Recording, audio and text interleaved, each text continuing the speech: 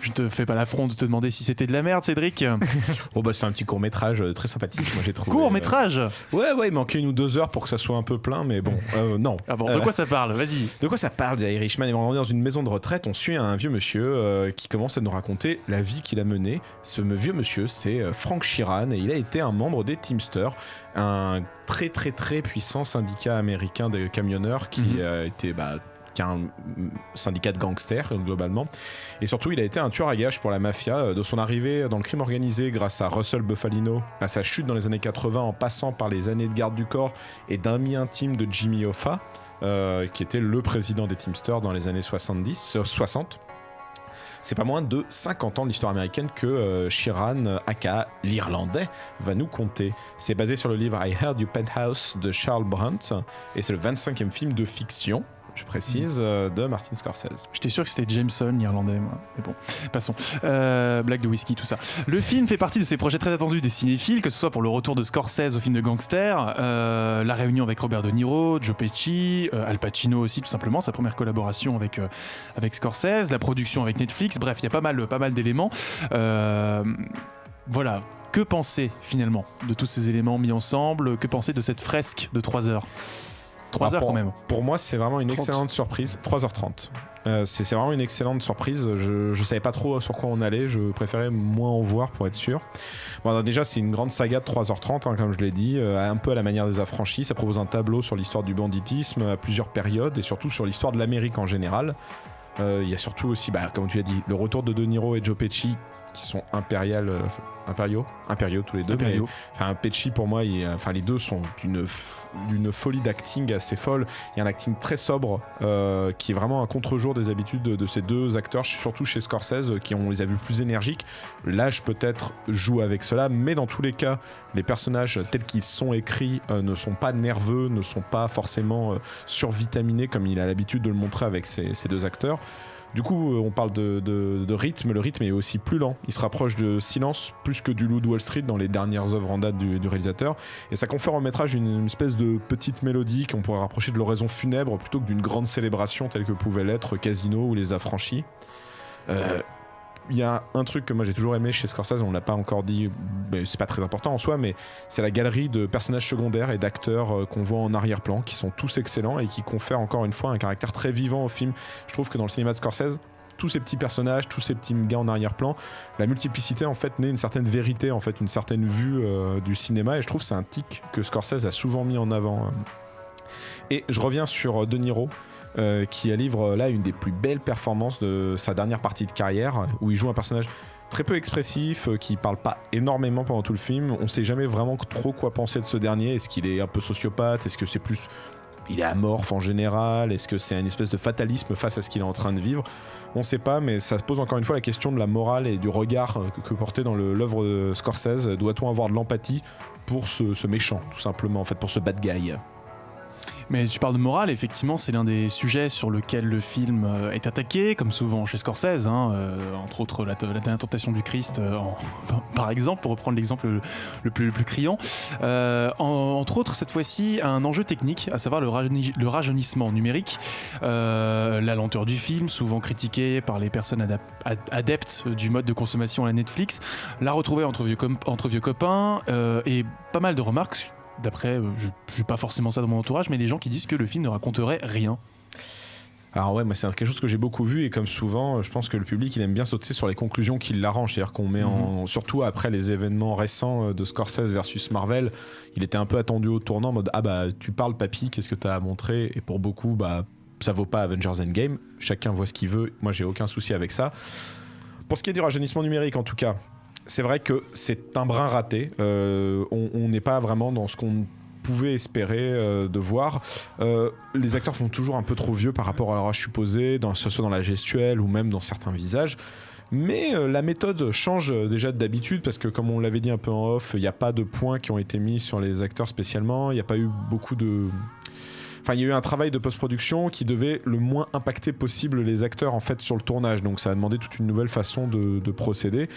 Et on en reparlera sûrement un petit peu après. Je trouve que ça amène un truc intéressant qui est que le de-aging, donc la méthode de rajeunissement, souvent ça essaye de jouer sur l'accointance du public qui connaît les acteurs plus jeunes. Or là, est-ce que c'est raté ou pas ? Moi, je pense que c'est quand même voulu. Les personnages ne ressemblent pas à ce qu'ils étaient plus jeunes. Ils ressemblent à une version rajeunie de la tronche qu'ils ont maintenant. Donc c'est quelque chose d'assez intéressant, mine de rien, qui nous déstabilise forcément parce qu'on a connu De Niro jeune et que c'est pas exactement le De Niro jeune qu'on connaît. Mais ça donne quelque chose d'assez intéressant et qui marche avec le personnage qu'ils incarnent, je trouve aussi.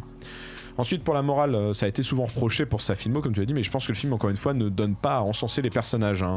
Chaque perso, par exemple, qui apparaît très positivement, tous les gangsters apparaissent positivement à l'écran, ils sont souvent accompagnés d'un petit mot avec la fiche nécrologique qui disent que 3 ans plus tard, ils ont beau être très gentils, ils sont morts. Ça, on en prend les conclusions qu'on a envie. De l'aveu de Scorsese lui-même, en plus, le film est très lent parce qu'il reflète l'âge qu'il a maintenant. Il se veut plus intime, et bien que ça soit une fresque sur l'histoire des États-Unis, c'est aussi un film un peu plus mature qui pose la réflexion de nos actes face à l'inéluctable, donc la mort qui nous attend tous à un moment ou à un autre. Et de ça, justement, il y a les personnages féminins. Et souvent, comme c'est souvent sur Scorsese, les femmes n'ont pas forcément le premier rôle, elles sont reléguées à un rôle d'apparence, mais cette fois, plus que dans d'autres films, les personnages féminins, surtout le personnage de Peggy, l'une des filles du personnage de De Niro, vient apporter une vision extérieure à cette histoire et ça provoque un effet coup de poing qui résonne dans notre conscience tout le long du film. Par exemple, sans rentrer trop dans les détails, sans trop spoiler, elle rejette la figure de De Niro et de Joe Pesci parce qu'ils sont des gangsters et qu'elle peut pas supporter ça, mais elle accepte complètement la figure de Jimmy Hoffa qui est une figure politique et donc bienveillante à ses yeux et qui est aussi pourrie que les deux autres en fait. Seulement, comme on l'a déjà dit, on aime bien mettre en avant plutôt les gangsters comme des méchants et on oublie souvent que les méchants peuvent être multiples. Donc il y a un jugement de valeur aux yeux des gens extérieurs face à ce monde-là. Et surtout, le film, je pense, parle avant tout, comme le disait David dans ses vidéos, de l'aliénation comme un moyen de survie en fait dans des milieux qui nous sont très hostiles. C'est une chose récurrente chez Scorsese. Et on a ici une forme de conclusion, je trouve, à cette problématique dans la dernière heure du film, qui peut pas nous laisser de marbre en tant qu'humain en fait. Donc en conclusion, The Irishman, c'est à l'image de la filmographie de Scorsese. Il fascine tout autant qu'il pourrait révulser. Loin d'être une simple caprice d'un vieil homme blanc aigri par le cinéma contemporain, le film, je pense, est une réflexion lourde et lancinante sur la foi et nos croyances personnelles comme un moyen de survie dans un monde que l'on pense de plus en plus hostile. De Niro incarne ce qu'il peut y avoir en chacun de nous, le pire mais aussi le meilleur. Et à l'image d'une vie, le film commence lentement, prenant son temps, prenant son rythme, pensant qu'il aura le temps de tout raconter, et s'accélère vers la fin en voyant que on arrive vers la fin d'une vie et que beaucoup d'éléments vont devoir sauter. Et on n'a plus le temps de travailler, de faire tout ce qu'on avait envie de faire. La fin du film d'ailleurs apporte une nouvelle vision sur le métrage mais aussi sur les personnages de Scorsese en général, et face à ce triste constat on peut se demander ce qui restera exactement. Mais je recommande quand même The Irishman avec toute la ferveur que je peux vous donner, mais je vous préviens qu'à la manière du film Ad Astra que j'avais chroniqué il y a quelques mois, le film n'est pas forcément facile à capter. Il se veut, je pense, la vision et la réflexion d'un monde qui nous est étranger, et il n'est pas aussi condescendant qu'un divertissement plus classique de Netflix, on va dire. À la manière de Silence, le film peut se révéler que si le spectateur fait encore plus que d'habitude le silence, justement, dans son esprit, et le temps d'écouter un peu ce que l'œuvre de Scorsese a à nous dire, la laisser parler, la laisser vivre. Merci pour cette critique, Cédric. Autour du plateau, pas mal de réactions, j'imagine, à donner autour de The Irishman. Zoltan, moi j'ai pris le film avec un plaisir incommensurable. Je trouve qu'il y a, en effet, c'est pas le même rythme qu'un Casino, c'est beaucoup moins, ou qu'un Affranchi, mais j'y ai pris le même plaisir. En tout cas, le temps est passé aussi vite. C'est ça. Juste avant, je m'étais justement fait Strictly Criminal qui dure 1h30 de moins et il m'a paru 2 fois plus long. De Scott Cooper d'ailleurs. Scott Cooper, exactement. Donc 2 fois plus long. Là, le film de 3h30 est vraiment passé. J'avais pas envie que ça se termine. Donc c'est quand même quand t'es face à un conteur d'histoire et à quelqu'un qui arrive à te capter des performances de comédiens et à t'embarquer dans des parcours de personnages comme Scorsese, il maîtrise très très bien son sujet. Il y a rien à dire. C'est du petit lait. Mais en tout cas, j'ai moins vu le portrait de l'Amérique que plus vraiment un portrait intime d'un homme et surtout d'une amitié qui finalement va se faire, va se faire détruire par des forces qui sont pas forcément perceptibles en fait. Et ça qui m'a intéressé dans le film, c'est de me rendre compte que derrière des apparences plutôt inoffensives, certes, se cachent les personnes les plus influentes et les plus puissantes, et c'est pas ceux qui font le plus de bruit qui justement commettent les plus grands crimes et ainsi de suite. Et c'est quelque chose que je trouve qui se déroule tout au long du film, où on part avec une idée préconçue de certains personnages qui peuvent paraître sympathiques au départ, inoffensifs, et en fait tous s'inversent mais d'une manière très très lente, et on se retrouve un peu à la fin déstabilisé parce qu'on a vu un parcours inverse de ce qui nous était quasiment annoncé. Et je trouve que c'était vraiment... moi, j'ai adoré ce film et je risque de le revoir dans l'année qui vient. Parce qu'il est toujours disponible. Puisqu'il est disponible. Tout l'intérêt de caster des rôles à contre-emploi, hein, en l'occurrence, pour soutenir cette proposition. David, toi, ton avis emballé? Ah ouais, super emballé. Il y a, pour moi, le seul point noir du film, c'est la vraiment technique. oui, les effets spéciaux, le rajeunissement numérique qui ne marche pas très bien, je trouve, sur Robert De Niro, mais uniquement sur lui. Autant sur Al Pacino et Joe Pesci, j'ai pas été dérangé, franchement. Mais ce qui m'a le plus dérangé, c'est peut-être d'avoir mis des yeux bleus à Robert De Niro pour lui donner peut-être un côté plus irlandais. C'était peut-être ça l'idée. Mais non, mais c'est bête parce que c'est vraiment le truc le plus difficile à faire dans les effets spéciaux, c'est surtout le regard, c'est les yeux, ce qu'avait parfaitement réussi à faire James Cameron sur Avatar avec les Na'vi par exemple. Il avait vraiment réussi à leur donner une âme, alors que ça aurait pu vite être des personnages avec le regard vide, quoi, hein, et de pas du tout véhiculer d'émotion. Et là, je trouve que des fois, Robert De Niro, il a un peu, on dirait qu'il a la cataracte. Et qu'il a le regard vide.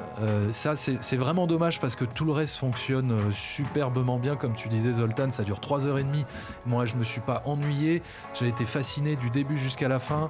Il y a effectivement la petite histoire dans la grande histoire parce que voilà, ça se passe sur 50 ans. On traverse l'histoire de l'Amérique. Il y a un petit côté Forrest Gump aussi, je trouve, dans le film. C'est la même période en tout cas. Oui, c'est presque. Ouais, voilà, c'est la même période. Et comme dans Forrest Gump, le personnage principal traverse des moments historiques très importants sans véritablement prendre conscience de tout ça, quoi. Il est mêlé à la crise des missiles cubains, puisqu'il va à un moment donné, voilà, bon, on va pas tout révéler, mais il est mêlé à tout ça. La mort de JFK. Voilà, la mort de JFK, ça c'est énorme. Il y a effectivement sa rencontre avec Jimmy Hoffa, qui était aussi populaire que les Beatles à l'époque, enfin c'est ce qu'ils disent dans le film. C'était vraiment une star, hein, avant qu'on se penche un petit peu plus sur ce qu'il était vraiment, et qu'on découvre que voilà, c'était quand même le crime organisé, quoi. Je l'ai pas dit, mais les Teamsters, c'est le syndicat, mais qui cache une mafia qui est dans le casino. Exactement. C'est les Teamsters qui tiennent les casinos. C'est eux qui décident qui mettent à la tête des casinos. Et d'ailleurs, on a quasiment une séquence miroir de casino où ils vont financer un casino dans Irishman qu'on peut découvrir dans le casino après, quoi. Et en fait, finalement, on parle de personnages torturés dans la filmographie de Scorsese. Le personnage torturé dans Irishman, est-ce que c'est pas finalement Jimmy Hoffa, ouais, voilà, ouais. Plus que Robert De Niro, qui lui est un exécutant, un soldat, un soldat qui fait ses tâches de façon routinière, de façon presque banale, quoi. Quand il explique quel flingue il faut choisir pour aller tuer, descendre tel type, il faut tel flingue si on est dans telle rue ou dans tel endroit, dans tel environnement, ça fera moins de bruit, etc. C'est vraiment le mec, c'est pas qu'il travaille chez Castorama, mais pour lui c'est un truc, c'est la routine, quoi.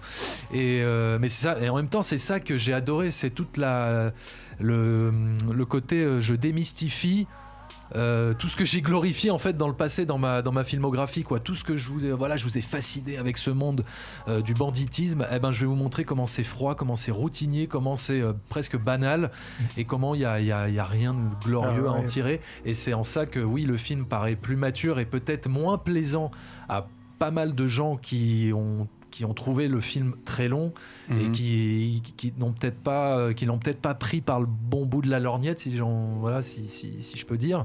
Faut pas s'attendre à un autre film en le regardant, quoi. C'est ça qui est important. Non, voilà, c'est ça, quoi. C'est comme ça a été dit, on est plus proche du rythme déjà de silence, on est plus dans l'introspection des personnages, et c'est pour ça que le tout dernier plan du film, je sais pas si on peut en parler, si on peut y aller dans le spoil, quoi. On va l'évoquer, on peut l'évoquer. On va être flou, mais on peut en parler. Bon, en tout cas, alors je vais parler du tout premier plan du film, qui est un plan où la caméra en fait se balade dans l'hôpital jusqu'à atterrir sur Robert De Niro, qui est assis comme ça, voûté, sur sa chaise. Ce plan, c'est peut-être la mort qui vient le chercher. Et ça répond peut-être au tout dernier plan du film où il veut laisser la porte entrouverte pour que... du coup je l'ai évoqué. Oui, non, mais c'est cet entrebâillement, c'est quelle place est-ce que ce personnage aussi accepte d'avoir joué dans tout ce qu'il a raconté, peut-être. Il y a toute cette confession, c'est vraiment ça, c'est le personnage qui se confie, il y a cette figure de Judas, comme tu disais tout à l'heure, Zoltan. Non mais là c'est comme on est Là, est c'est complètement vraiment ça, et, comme Et si pour le coup, Jimmy Judas voulait Hoffa se fait confesser. un bon Jésus. Ah bah quand il est joué par Al Pacino, Ah, ça, ouais. il peut faire un bon Jésus quand même. Ce qui est intéressant, sans trop rentrer en détail, c'est que la dernière heure du film est un contrepoids moral assez puissant parce qu'on ne sait pas trop quoi penser de ce qu'on a vécu. Il y a des personnages qui s'empressent de nous donner tous leur avis, que ce soit des policiers, que ce soit le personnage de Peggy, donc la fille dont je parlais, qui est globalement dans l'histoire la seule vraie erreur que le personnage de De Niro se reproche un petit peu d'une certaine manière. Et il y a une scène un peu pathétique, touchante, où il est avec des béquilles à la banque, il veut lui parler, et elle le rejette en bloc et on a l'impression qu'il va tomber, enfin quelque chose de très, très malheureux. Et jusqu'à la fin, on peut se poser ces questions de qu'est-ce qu'on regrette pas de nos actes. Et c'est intéressant, je trouve que c'est très malin de ne pas donner la parole vraiment sur le poids des actions du personnage de Niro à De Niro. En fait, chacun est un peu chaque spectateur voit ce qu'il a envie de voir en fait. Ouais, en plus il y a aussi la moralité de se dire que c'est trop tard pour et de toute façon c'est trop tard. S'attaquable en fait, aussi quoi. Bah, Charlie. là où je ferai un lien, c'est justement, tu parlais du regard que tu trouvais assez bizarre. J'avoue que je l'ai trouvé étrange, mais contrairement au rajeunissement, moi ça m'a fait je trouve que ça faisait passer beaucoup de choses, parce que justement il y a ce côté très froid qui rejoint le personnage dont on a l'impression qu'il ressent rien, et en même temps c'est par ce regard que je trouve il y a une scène où il y a beaucoup de choses qui passent. C'est cette fameuse scène donc où il apprend qu'il va devoir faire quelque chose qui n'a pas du tout envie de faire, on va dire, et où il y a une sorte C'est comme ça. Exactement. Il y a un long silence, et pendant ce long silence, on est vraiment juste dans ce regard qui, furtivement par moment, se met à regarder dans l'objectif de la caméra. Oui. Je trouvais que c'était extraordinaire. Moi, ce plan m'a vraiment glacé. Ces espèces d'aller-retour furtif, comme si De Niro cherchait un soutien vers le spectateur, enfin on sait pas vraiment comment l'interpréter, mais je trouve que ça dit beaucoup de choses du personnage, et c'est peut-être un de ses seuls moments de fragilité, même si après, comme tu dis, il en a avec sa fille, mais ça paraît presque plus téléphoné. On a l'impression que il exige presque qu'elle lui pardonne, genre je t'ai demandé pardon, qu'est-ce que tu veux que je fasse de plus, quoi. Je ne pourrais pas comme ça, parce que tu as une autre scène, sans encore une fois trop Avec rentrer en l'autre détail, fille, avec c'est ça. son Et on autre va fille, conclure, s'il où vous là plaît. c'est hein On va conclure. Et on va conclure. Ouais, mais il y a une autre scène avec sa fille, c'est une autre de ses filles, où là est posé, je trouve, le questionnement de tous les personnages de Scorsese. C'est il dit j'ai fait ça pour vous protéger, vous donner une bonne vie, et il dit mais nous protéger de quoi? Enfin, nous on n'avait jamais de soucis. Enfin, c'est ce que disait David dans sa vidéo, les personnages La réalité sont parallèle. aliénés. Ouais. Ils pensent qu'ils ont quelque chose à faire parce qu'il faut qu'ils s'en sortent, parce qu'ils sont oppressés par un système, alors que les personnages extérieurs à ça disent il n'y a pas de souci en fait, tout va très bien. C'est ça. Et c'est ultra cruel cette scène, je trouve, où il se prend 50 ans de sa vie dans la tronche en mode mec, pendant 50 ans, qu'est-ce que t'as foutu quoi? Et pas par la personne qui il a envie Oui, en plus, confronter. c'est une des filles dont on en a vraiment rien à faire, parce que toute l'emphase est mise sur le personnage de Peggy, et c'est vraiment un personnage tertiaire qui vient nous foutre dans la tronche quoi. Merci pour tous ces échanges autour de The Irishman. Jeux vidéo, BD, manga, séries et cinéma de genre. L'actu Pop & Geek, c'est dans Hyperlink, votre cocktail de bulles et de pixels, avec Karel et son équipe, tous les dimanches à 16h, en direct sur VL.